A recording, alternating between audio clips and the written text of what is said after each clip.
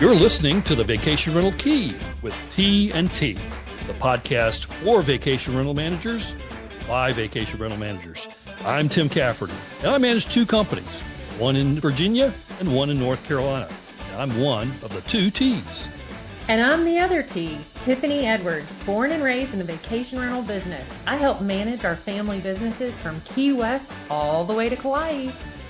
In the next 30 minutes, we're going to give you our keys to success in the vacation rental business. And we're back and better than ever. I'm Tim. And I'm Tiffany. And I used that introduction for nearly 8 years, Tiffany, on a former podcast that I did with our guest today, one of our two guests, the one and only Sarah Bradford is back. Welcome, Sarah. And I'm Sarah. That's perfect. And we also have one of the very first people that I ever met in the vacation rental industry, Amy Gaster. I met her back in 2009, and I am so excited to have her with us today as well. Hey, Tiffany. Hey, Tim. So happy to be here. And hey, Sarah. Great to see you again, as always. Hey, Amy. We've got an all-star lineup here. And so what do these people have in common? Well, if you haven't looked at the title of our episode, we're going to delve into the very sexy topic today of selling your business. These two ladies successfully ran wonderful vacation rental businesses. They were icons in the industry, and now they're icons out of the industry, so to speak. And so we want to pick their brain a little bit. For those of you out there that are contemplating, maybe you get a call every week like me. Are you going to sell your business? Can we make you an offer? And they've been through it. And so we want to find out what it is you should know if you happen to find yourself in that position. Yeah, these are all the questions that you want to ask, but you don't want anyone to know that you're asking, right? Mm-hmm. So it's a plug and play. So if you're even thinking now or in the future about selling, these are great individuals to be able to speak on the subject. So first, you got to know a little bit about their businesses and what they were able to accomplish. And just in case you were living under a rock and don't know these two names, I'm going to allow them to introduce their businesses and their journey. Sarah, I'll have you start first. Okay. My husband and I ran two vacation rental companies, one in Winter Park, Colorado, and then we moved to Steamboat Springs, Colorado. And so it's called Winter Park Lodging Company. Guess what? It was called Steamboat Lodging Company. We managed about 180 vacation rentals, high-end, mostly homes, large townhomes, and did that since, I guess we say we started 2005, but really got our first employee in 2007. So did it for, roughly 10 years. And Amy? Yes, thank you. So my sister Carrie and I started Tybee Vacation Rentals in 2000, and we grew organically from one property that was mine before beginning TVR, the Island Retreat, all the way up to over 320 properties at the time of our sale, just over 100 employees. We were definitely the best, and I think we sold at being the best. And it was a great journey, and that would be the Reader's Digest of the story. Yeah, so we have both mountain and beach, and talk through today some of the similarities, because sometimes I think people get hyper-fixated on the location, but actually the sales process and the thought process of selling is very similar no matter where your location is. So when was the time that either one of you first started thinking, hey, I might want to sell my business? What were some of those early indicators that was close in decision making? Well, for Carrie and I think after the first maybe 15 or so years, we realized that at some point we would be selling it. We did not see a long-term succession plan within our family or in our organization. Once we got to the 2020, I know you all may remember that very boring year of 2020. About a month before the pandemic hit, we were celebrating our 20th anniversary. And come February, come March, the pandemic hit. We survived through all of those fun Zoom calls with our colleagues in the industry, got through it, the closures, and really came out like many of our colleagues with a vengeance when the revenge travel phenomena hit our industries, and seeing the almost doubling of our business and the demand here on the Georgia coast. At the same time, we were having our own family situation. My sister got diagnosed with breast cancer. My mother was having some hardships, and the demands of our life took us inward into our families. So we were juggling running a very successful, thriving, profitable, mature business with the demands of our personal lives. And thankfully, we were at a point in our organization that we had such a developed, mature team. We had amazing technology. We had all of the operational tools and processes that we needed, that the team could really keep the business running while we dealt with our own personal situation. So once we hit 2021, I think we really made the decision that we knew our mission ahead for that year was going to be to really learn how to sell our business, to really pay attention, and to create our exit strategy. And that's exactly what we did for that year. And Sarah, not to put any words in your mouth, but I really listened to Amy talking about the personal part of it. That really played heavily into your decision, I think, right? Yeah, I gave birth to twin boys when we moved to Winter Park and started the business. So it was many years of trying to be a mom and also trying to run a business. And that just eventually took a toll. So we engaged with our business broker to sell before COVID, right before COVID. We worked with Jason at Raincatcher, who he was amazing, because I called him when COVID hit and was like, so I guess we're not selling? And he's like, yeah, that's not going to happen right now. And Tim, as you know, we refunded over $1 million in 2 weeks because March is when our prime time is here in the mountains. And that pretty much killed me right there. I'd already wanted to sell, and then that was like a irrational, I think now, thought, but at the time I thought, oh my gosh, we almost sold and now we have nothing. Like, this business is just about to go under. Like, they've closed us down. It was extreme here in Colorado. But then, as we all know, it lit back up. And right when it lifted back up and everything was wonderful, regulations came smashing down on me. Especially in Steamboat. They decided they weren't really a tourist town anymore or something. I don't know. Anyway, so I fought and fought that. That just basically killed my spirit. It wasn't fun anymore here. It just wasn't fun. And I always had fun doing it. I loved my staff. I loved coming up with new ideas. I loved growing. I loved making money, let's be honest. And it just became like we were the villains. And so that's what we just got back with Jason and said, let's go, let's get rid of this thing. Interesting. I think the volume just got turned up on a few of the people listening to the podcast, because I think a lot of people can identify with what you two just said. I'd like to get into something Amy touched on a moment ago. So you're in sort of the mode, okay, I might want to sell this. Let me get my house in order, especially on the accounting end of things. Many folks out there may not even have a budget, which Sarah and I harped on for 8 years, but to little avail. But what kinds of things, Amy, specifically, did you have to do to make sure your house was in order so somebody would look at it seriously? Fortunately for us, our accounting and our books were in order. We were utilizing KPIs to measure and monitor everything that could possibly be measured and monitored, and then some. Our books, our SOPs, our management agreements with our owners, which is critical. Luckily, through attending VRMA since our inception, we really learned so much about how to build your business as though you are going to sell it. And both Carrie and I took that responsibility very seriously, not just to run our business when we were operating it, but also as part of the necessary step of exiting. However, nothing is 100% preparation for the fire drill that is called due diligence during that sales process. But I feel that we were prepared in as much as having the systems that were documented, having employee handbooks, having SOPs, having financials, having budgets, having KPIs, having a cleaned up tech stack, all of the buzzwords, keywords of the industry.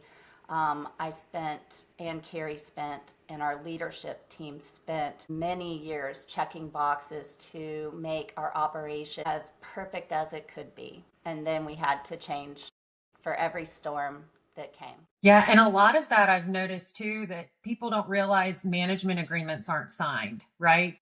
You don't know where a management agreement is. And so those are all great points, because I think people they think they have some of these things, but they don't necessarily have employee handbooks or what the policy or procedures are. And I even think of people that we know locally where they don't even have the right business licenses, right? And so they're just kind of operating on, under a different guise. But Sarah, did you have anything else as it relates to kind of making sure and buttoning up in that? And I want to get to also innovations that you felt like you guys had that really created some attraction for your business as well. Yeah, selling your business is stressful. I'm not going to say it isn't, but I had a pretty easy time of it. It's not a bad memory. I don't know if it's like childbirth and you just forget, but one thing is I involved my staff. So my GM knew and was involved in the process, and then my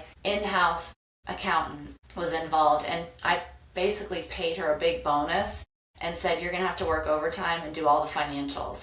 So they would just check in with me once every couple days, maybe once a week, and be like, this is what we did and this is what we have to do. And we had already gotten all of our contracts fixed. What's that clause you have to have in the contract that says it can transfer? The assignment.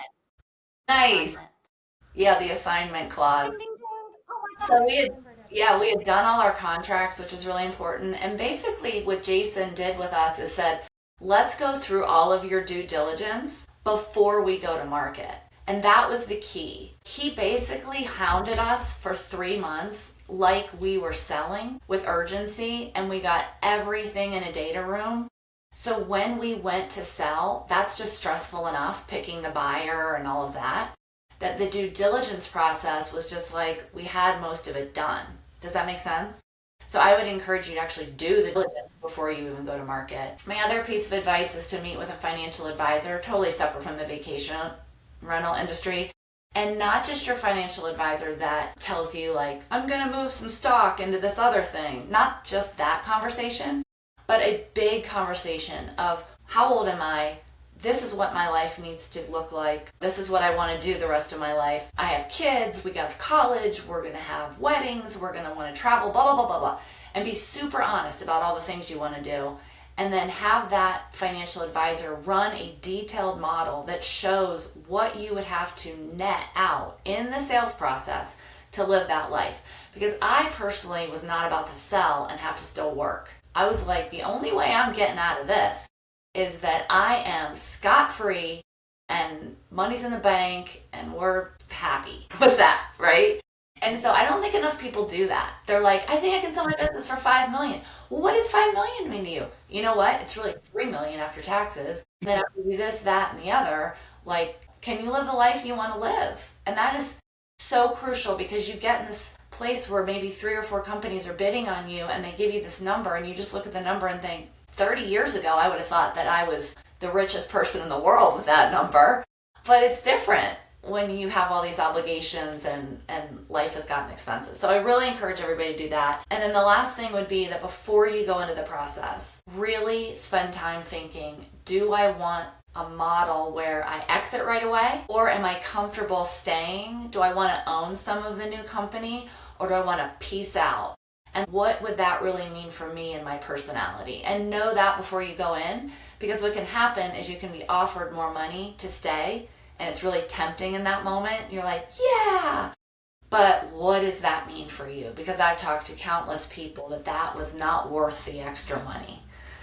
So that's what I do. That's great advice. I love the financial planner aspect, because an amount really, truly, when you get down to it, may not be what you can live off of for so many years. Having someone that's completely outside of the industry that knows what your personal needs are and you being honest about those helps with that decision. I do want to touch on the Amy, because I know that the innovation that you guys had within your business. So y'all had developed your own owner dashboard, and then some of those KPIs, and then you had your laundry service, so and laundry facility. So I want to talk a little bit too about some of the investments you made in your business that helped make it even more exciting when you brought it out to market as a for sale. Yeah, I think we did develop a lot of the bells and whistles and the levers behind the magic curtain that helped us run not just a smooth running operation, but also a financially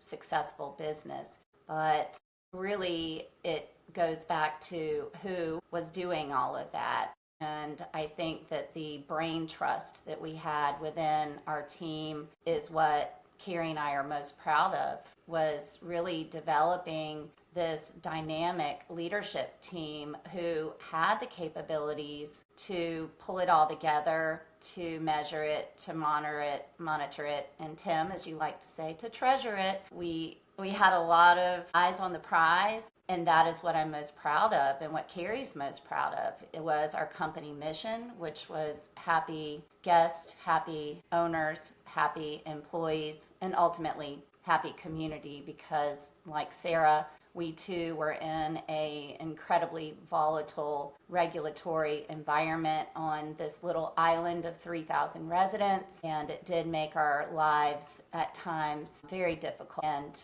demanding of my attention, my focus, and Carrie's attention and focus. So it wasn't just these bells and whistles that we sanctioned among our team, that we monitored. It was also having the people within our team that, in my opinion, were some of the brightest in the industry. I will give Maria a shout out, Maria Lane Gaster, who was my right-hand person through the transaction. And she is one of the most brilliant mathematicians, technologists, marketing minds. And if we had AI back then, I think we might have conquered the whole world. So I think that's fair, because I know Maria very well. And in fact, I've worked with her some on the regulatory stuff when y'all were going through that in Tybee. And I know how daunting that was. But I remember being at a conference, and the software system that my mom uses is also what you guys were using, or that Maria was very familiar with.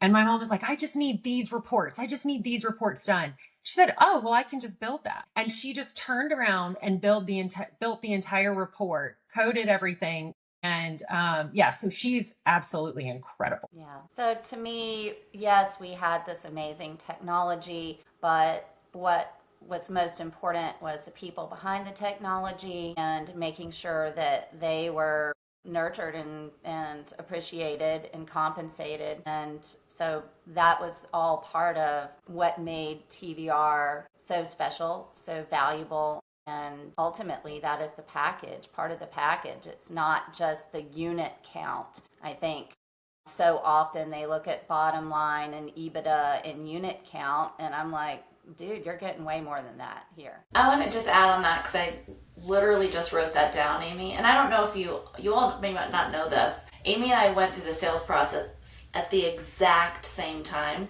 and we're friends. And so Carrie, her sister, she and I would have secret phone calls, I think we can say, where we would just be like, oh my gosh, how's this going for you? And we felt like we had the same type of companies, just in different places with the same kind of culture, women-led, obsessed with data, all that stuff. And what I would say is, what I see now is there's two kinds of sales. One is somebody's buying your company because you created a brand, a culture, you have staff that are worth something. They're actually buying your staff.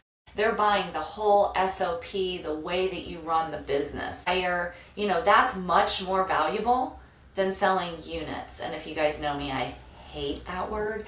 But I'm using it because that's how it feels. Like, some people just sell their 53 units, and some big company just gobbles them up and puts those 53 properties on their website.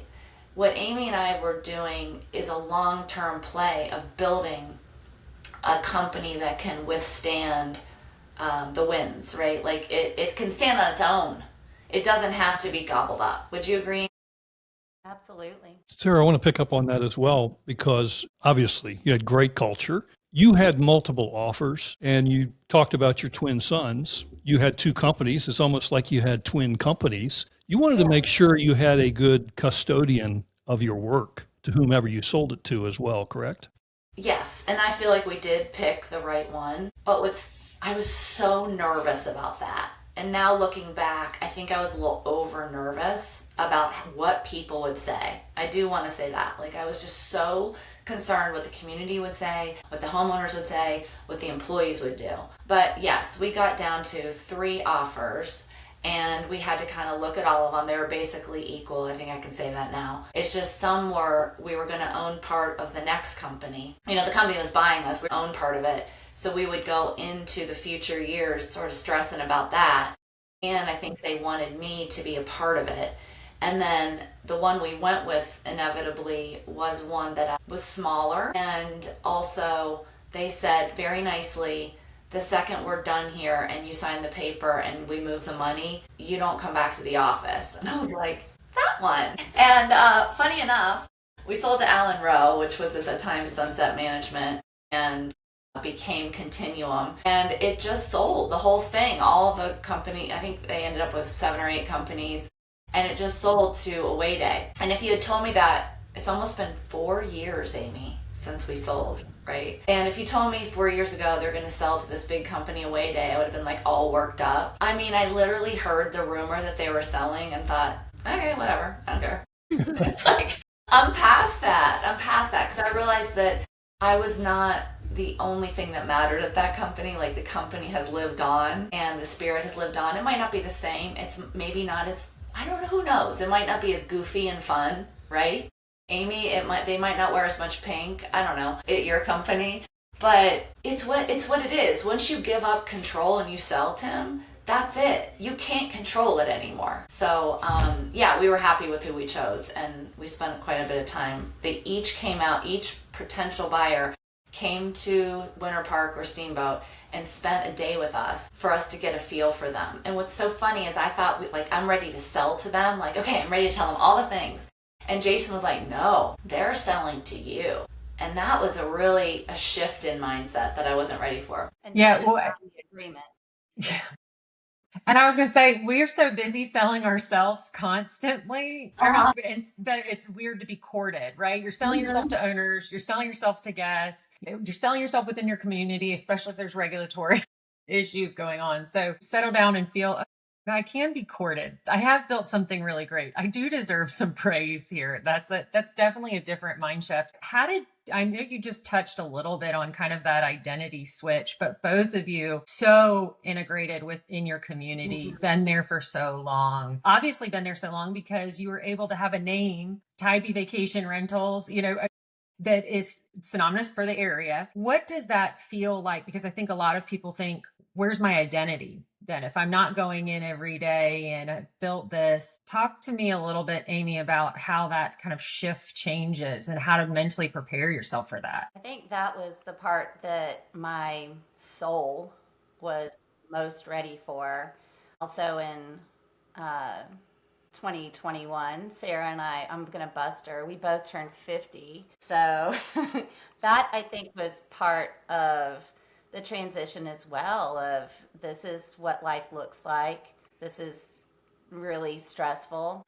It is time for us to exit, and it's time for me to actually live this next season of my life as I dreamed when I was in college, as I dreamed before I spent 25 years of my life working in and on a business 24/7, 365. As y'all know, this business is one of the most, in my opinion, demanding businesses in the world. With that, I mean, back when we had the pager, right? 10 years of pager PTSD took a while to recover from. So I think the transition for me has been going into this new phase of life that I'm really embracing, of more of a letting go. It's outside of my control. That first year, we were slightly different than Sarah. We did have a earn-out period as well as earn-out terms that kept us involved for about 9 months after the sale. that demanded our attention, especially on any matters that could impact our earnout, such as unit count, such as these pending regulations and a pending lawsuit on Tybee Island that I was expected to manage. But most important to me was managing the emotional transition of my 100 plus employees. And I just felt this need to hold their hands through the changes, the financial untangling of having a corporation for 22 plus years. It just doesn't happen. It did not happen for us overnight, because our closing date was actually after our effective date, and to make it the perfect storm was at the end of May, so right in the middle of peak season here for coastal communities, East Coast communities. So it was a radical change that was taking effect all while, the business was happening and needed to be maintained. So to say that the identity shift came immediately for me, not at all. I would say 2023, I made the decision that I was fully past that and what I call in recovery from my vacation rental days. I walked the Camino de Santiago in 2024, the 500 miles across northern Spain, getting ready to do that again, and really embracing a life of being and not a life of doing and controlling at this point. How about you, Sarah? One thing I always say, and I still mean it, is I never regretted selling one day, not 1 minute, not 1 second. I honestly didn't even miss that much of it. And I don't mean that in a negative way, it was just time. And I've made a lot of banana bread, a lot of chocolate chip cookies, done a lot of laundry. That might sound so boring to some people. It's what I've always been wanting to do. Almost about to cry right now. Okay. Me too. My kids are going to go to college. They're graduating from high school, and I got all of the high school years. And I got a lot of pickleball. I got to ski whenever I wanted. And I just felt like my life was calm, like so much calmer. And there is a beauty in that at some point in your life. And there's plenty of things to fill your time. I also want to say that. Some people say, I'd be bored. Now, I will say, Tim, that once we sold, people, without trying, because of the podcast, people reached out and said, will you help me with my business? Will you do some consulting? And I thought, oh, well, I don't even know. Okay. So I do really love this industry, and Amy and I, we all four of us have this skill that we have. We've built this skill, this talent over years and years of doing it, and it felt really fun to share that back. I like to teach, and so it's been fun to consult. I've done that very much on the side. I'm talking 2 to 3 hours, maybe a week, maybe, and then weeks of nothing.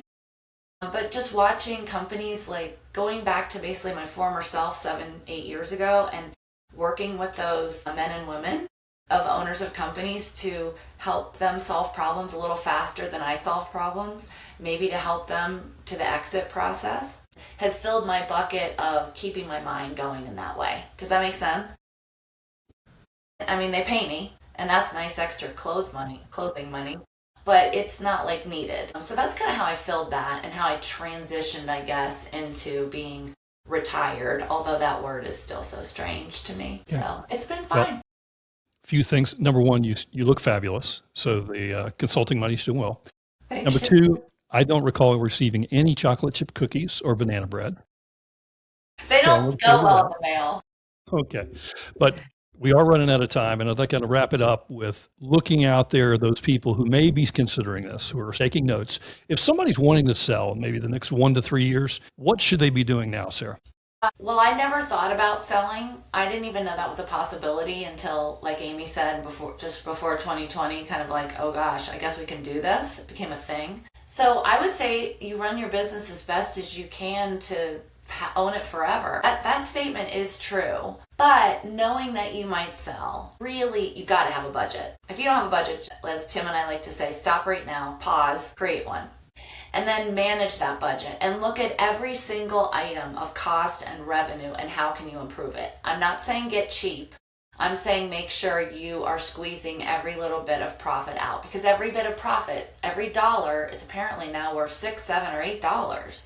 when you sell. The other thing I'd say, Tim, if you're thinking about selling in 5 to 10 years, figure out what monthly income you could have from the company that isn't just the pot of money you got for selling it.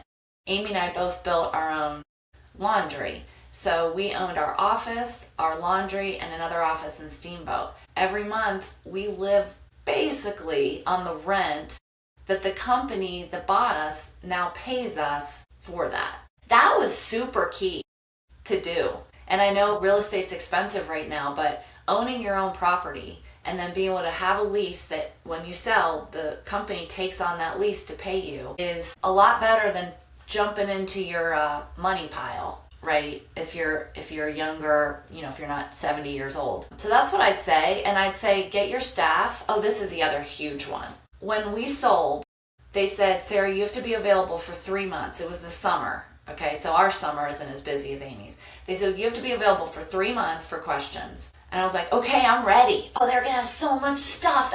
They're going to have to ask me. They called me 2 times in the summer. Get yourself out of your business before you sell. And it takes time to do that. But I had completely removed myself of the day-to-day. They did not need me. As Tim knows, I didn't go to the office. They were used to it. He thought that was weird. Whatever. It worked out for me. And just get yourself out, because then when you sell, it's just so much easier for your staff and your owners. Some of our homeowners were like, you guys, we didn't even know who Sarah was. Who cares if she sold? We don't even know. So that's my biggest piece of advice. Amy, you look similarly fabulous today, so I don't want to slight you at all. But do you have anything to add about those folks who may be contemplating this big step? What do they need to be doing? Well, Sarah, you stole mine, was make sure your business can run without you, because buyers want to buy a business that doesn't require you for it to operate. Plus the amount of time, energy, and demand that are going to be on you during the sale will be almost 100%, as well as if you have regulations going on at the same time, that was another 100%.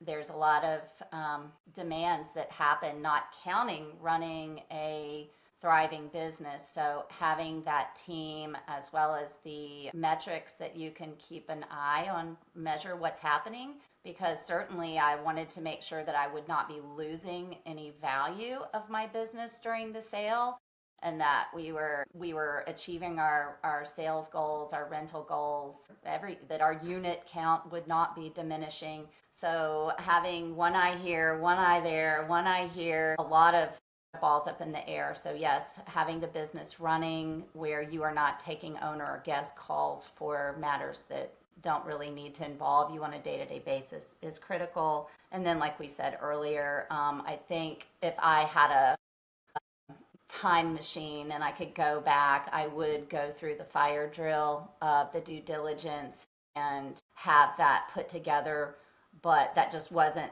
on the timeline for our situation. We decided to sell, it lined up, it happened, and we were not reacting. Luckily, we had a lot in place, but we also were not ready like Sarah, where it was all in a folder and ready to go after, before we were talking to buyers. So it would be nice to have that fire drill. Great advice. The final one, I'm going to say, protect your energy on a spiritual thing, because it is a lot of long nights, a lot of long days, a lot of demands. And at the same time, while all of those things are up in the air that you're juggling, I think protecting the energy throughout the process would be critical in this situation. It's not a walk in the park. Great advice. And it's very emotional on so many different levels, and exhausting.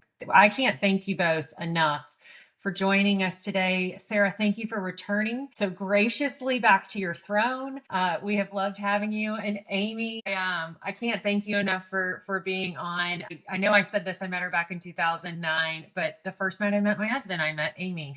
So it's very connected for us. But like I said, first person I met within the industry that was outside of our local area. And I have so much respect for you and what you and Carrie have built and Tiny. So Thank you both for joining us. And for anyone listening, save this, send it to a friend that you think may need to be selling or is thinking about selling, because these are the exact talking points and keys that you need to be looking at for your business. Thanks for having me. And Tiffany, I officially give you the crown. Here you go. You're doing a great job. Keep on going. Wow. Well, three of my best buds here. Thank you as well from me, from both of you. Look forward to seeing you in person really soon. Look forward to hearing from our audience about the feedback you have from this. Hey, if you're on Facebook, give us a like. If you're on YouTube, hit that thumbs up. And if you're on a podcast app, give us a 5-star review, please. We appreciate it. Until next time, everybody. So long. Bye. Bye, guys.